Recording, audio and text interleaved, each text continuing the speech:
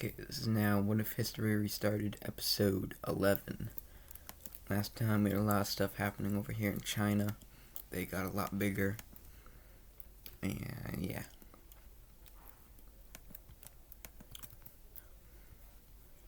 There's also this new civilization down here in Myanmar that popped up. But to start off this episode, more exploration is going to be happening over here in India.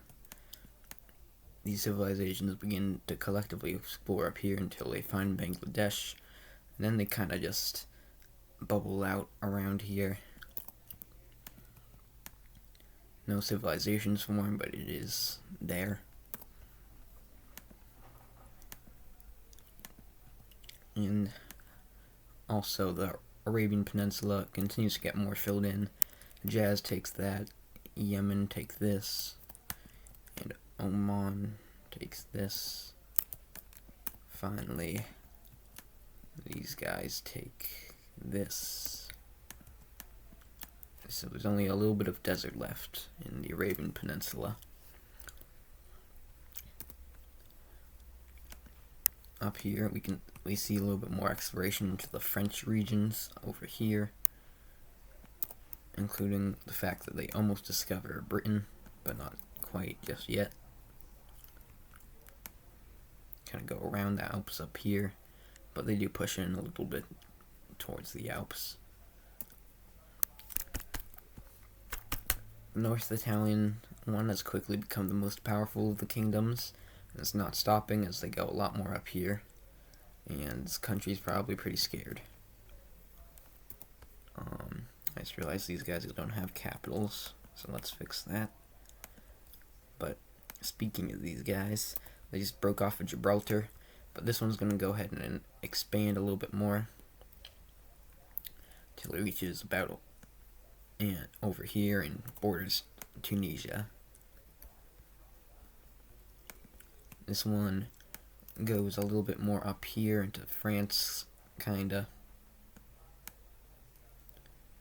And a whole mix of people from like Gibraltar, this team, Italy, maybe even some from Greece, and also just natives kind of form their own, kind of band together and form their own country over here on the coast of Brittany. Or this is not Brittany, but on the coast of France.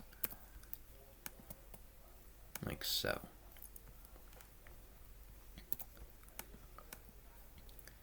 Greece has been expanding a lot lately, and that is not going to stop. The first target this episode is going to be this light blue Italian kingdom.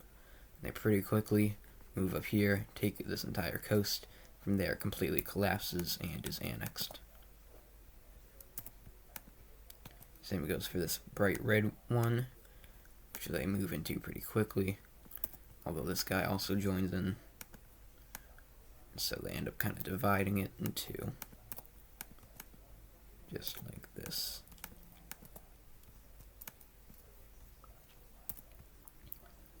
Barely any countries on Italy. Well, I mean, not barely any, but it's looking a lot less chaotic on Italy now. But they are not going to stop just there, because they also are now going to go on a conquest of a pretty major country in this series, which is Egypt. Now, they aren't going to look to control the entire thing, because it would be very hard to control, but they do definitely want to control like this northern area up here. So Greece is going to send in their forces over here where the where the Suez Canal would be, and they also from over here and pretty quickly capture this major city. By now, Egypt has their forces fully out, so they managed to push them back a little bit over here at Sinai, but they continue to roll through here and almost capture this major city. They make a pretty big push to encircle it, and it goes harder than they expected, so Egypt is able to go out here, but they do manage to capture it. From there, they claim all of the Nile Delta and start making their way down the river.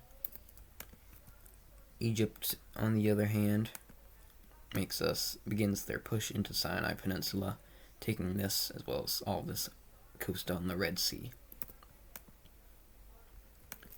Other countries consider joining in, especially Cyprus, but it's not looking too good for Egypt, and they're not sure they want to risk changing that. Trying to change that, I mean, especially since the blue team doesn't really seem to want to go to war. It's a very unpopular idea among their citizens, and the government also doesn't really want to do it, so they probably aren't.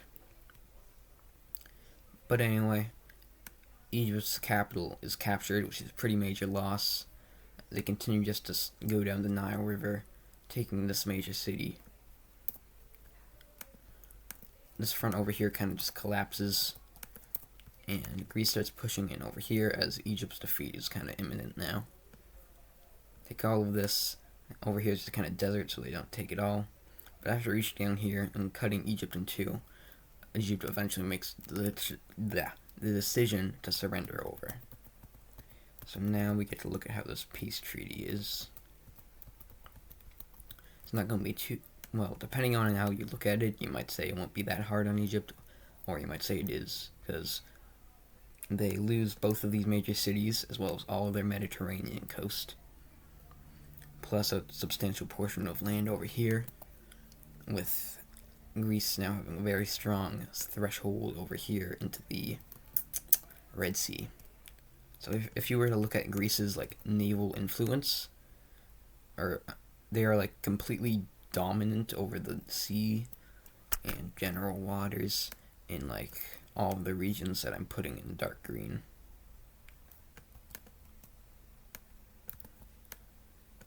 So as you can see, it's very Greece is starting to become a very important power.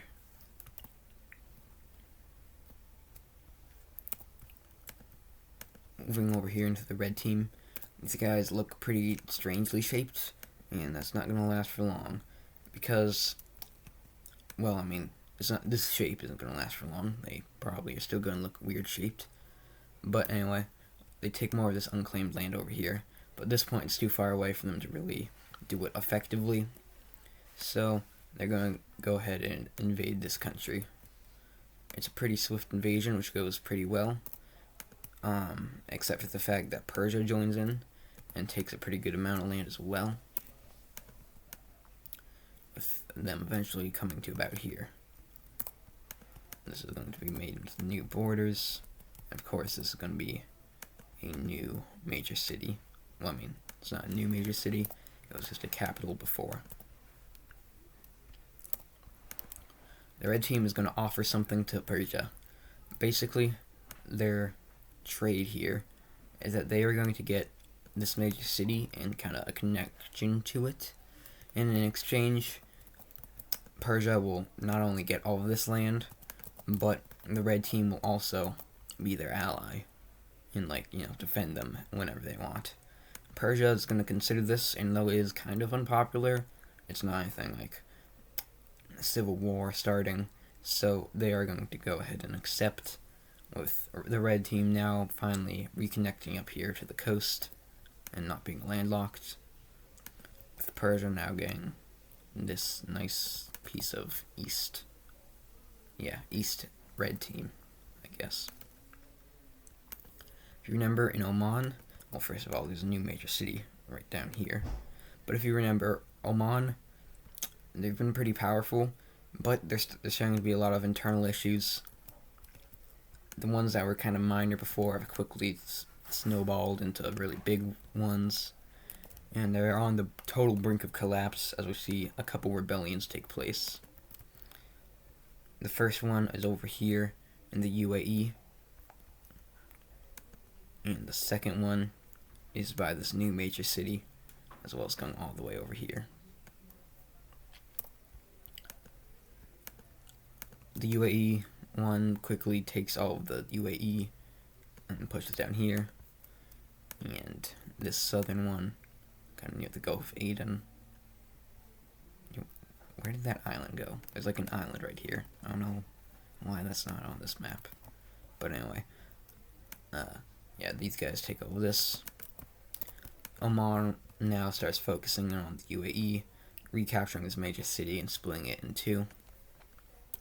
This brownish one now manages to take this major city, and now even more unrest is happening in Oman. So we see, no, that's too similar to the other one. as we see another new country, this really gross colored one, popping up here, as well as this kind of navy blue one up here in Qatar, and a green one over here. So Oman is not looking too good right now. Pretty quickly, these governments, well, they aren't really governments, these groups of people have make up so much of the population, as they have every major city other than the capital, that Oman is very weak by now. And pretty quickly, all this land falls over, with Oman barely existing anymore. This thing also makes itself, exist. And these remaining guys start pushing in here. Another rebellion up here on the coast, as they now completely surround the capital and eventually it is captured. But the war is not going to end there.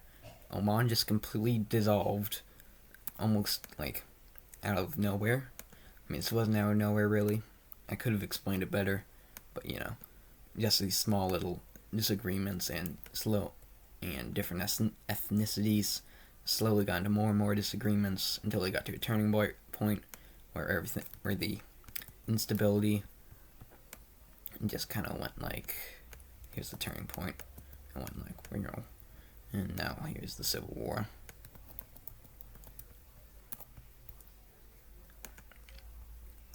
But because of that, these countries aren't even going to be content with having defeated Oman, because they're now going to go to war with each other.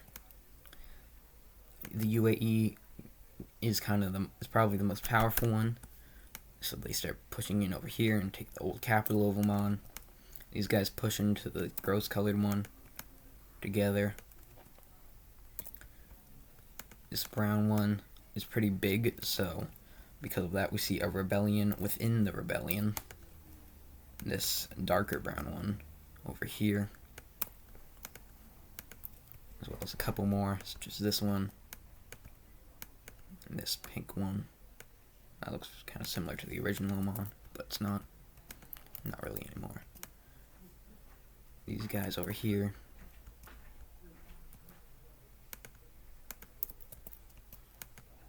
I'm kind of running out of colors, but you see this pinkish one, well, this isn't really pinkish, just magenta one splitting the green guys in two. And this grayish one over here. The push out take the coast. The UAE kind of gets beat up by its neighbors, who all work together a little here. They aren't beat back all the way though. But there is a rebellion up in this northern part. The gross colored one makes a comeback, kinda, pushing over here. The dark brown one is reduced to just this, as all of this becomes its own thing.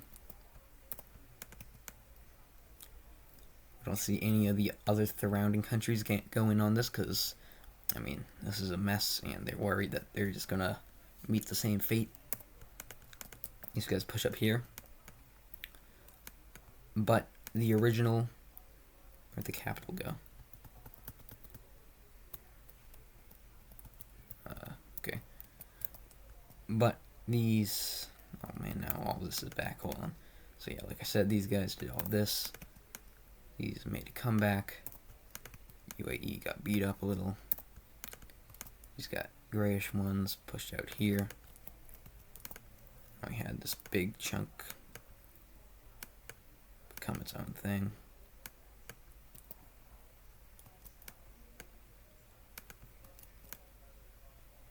And we'll throw in another one, because why not?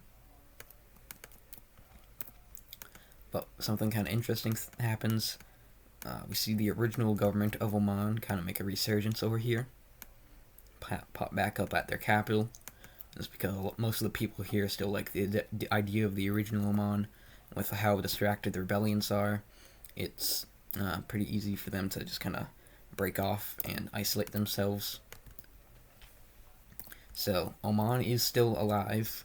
They're just little pocket over here, who's separated themselves from the rest of this mess that was their former territory. And this fighting is going to continue for like a very long time. In fact, there probably isn't even like a real end to this war. It probably just goes on for like... Obviously this war is going to quote-unquote end this episode, but like I'm sure they'll still be fighting for the next like 3 episodes of this happening, because of just how much these guys hate each other now. At this point, barely anyone even remembers what they're really fighting for. But either way, yeah. It kind of become the new Italy. But I mean, Italy wasn't a whole to begin with. They just, as soon as they were a thing, they turned into a bunch of places. Anyway, these guys continue to just get fractured more and more, with even more groups popping up. At this point, even the pettiest things can cause entire rebellions. Like one rich person being rude to another after being invited to his house. That could probably start a whole new war. So, yeah. We're gonna use this for this thumbnail. But yeah, like I said, this war doesn't really even end. It's just slows down a lot, even though it's gonna eternally, well, not eternally, but for the next like good 100 years or so, maybe more than that even, there's gonna be minor scuffles between these guys. But with that, we can finally see not really a peace treaty, because there is no peace, but this is essentially what the borders look like now.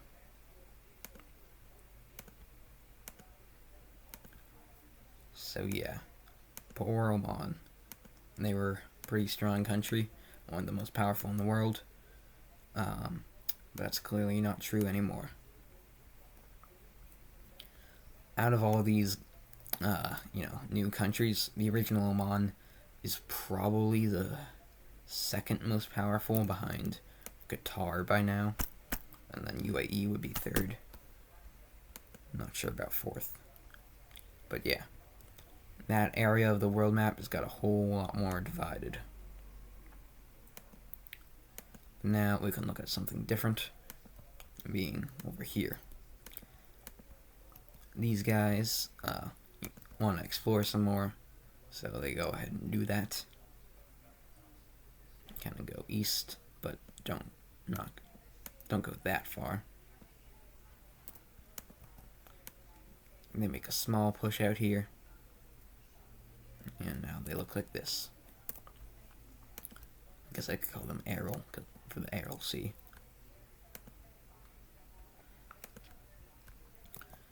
What remains here in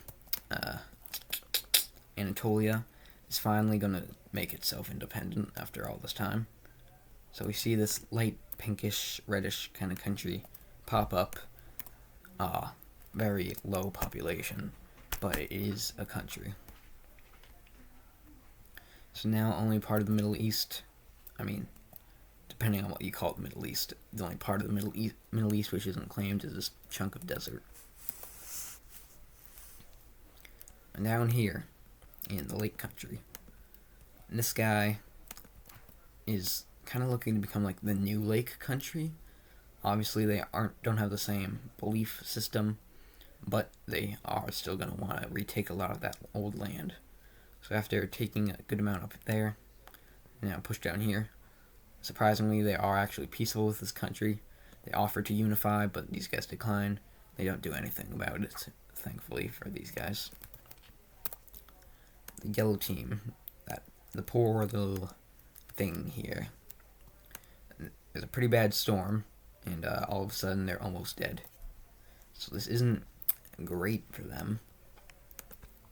So if we were to just do this, we see that they kind of sail up here to the capital and beg the government to let them be independent, and the government says no. So after that, they do the only logical thing and start to try and invade. Now, I'm not sure what they're trying to accomplish here, but they go up to the capital, but are pretty immediately beaten up since they have a population that is genuinely less than 1,000. So instead, they kind of have to retreat up here and are pretty quickly wiped out. So yeah, Lake Country did not last very long. These guys down here are, well, I mean, they're doing fine, I guess. Nothing too major happens, except all of Madagascar gets explored. So, that's good.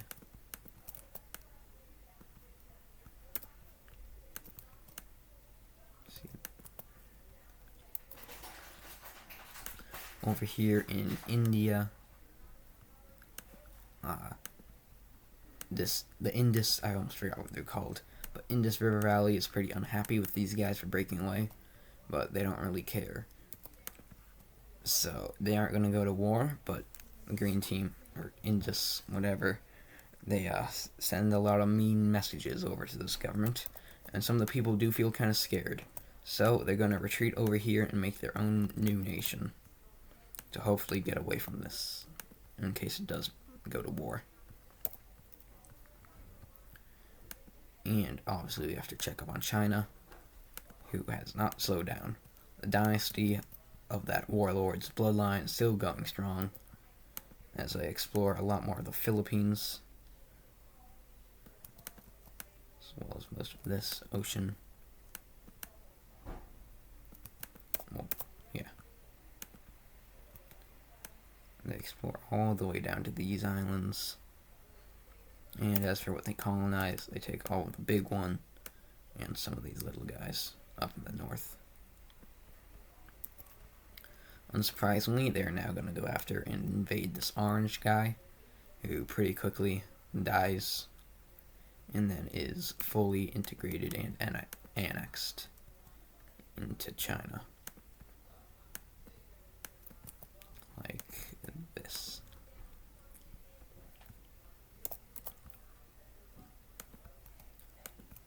China does some more exploration over here, but they kind of got bored of this since it's mostly just like open plains and desert.